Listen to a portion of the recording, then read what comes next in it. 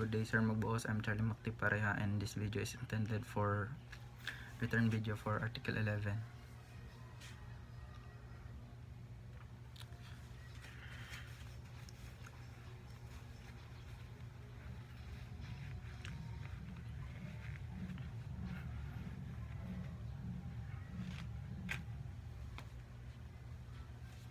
So, Article 11, justifying circumstances. First is anyone who acts in defense of his person or rights, provided that the following circumstances concur. First is unlawful aggression. Second is reasonable necessity of means employed to prevent or repel it. Third is lack of sufficient provocation on the part of the person defending himself.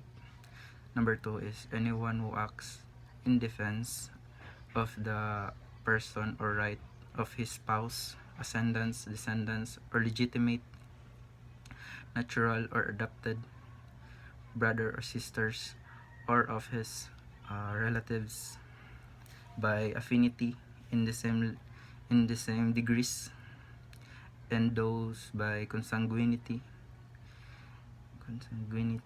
by within the fourth civil degree, provided that the first and second requisites prescribed in the next preceding circumstances are present, and further requisites in case the provocation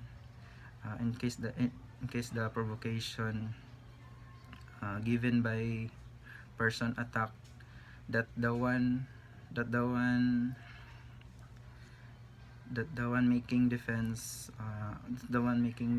had no part therein.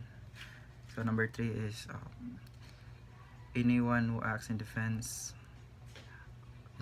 of the person or rights of a stranger, provided that the first and second requisite mentioned in the first circumstances in this article are present, and that the one that defending be not induced by revenge, resentment, or other evil motive. So number 4 is any person who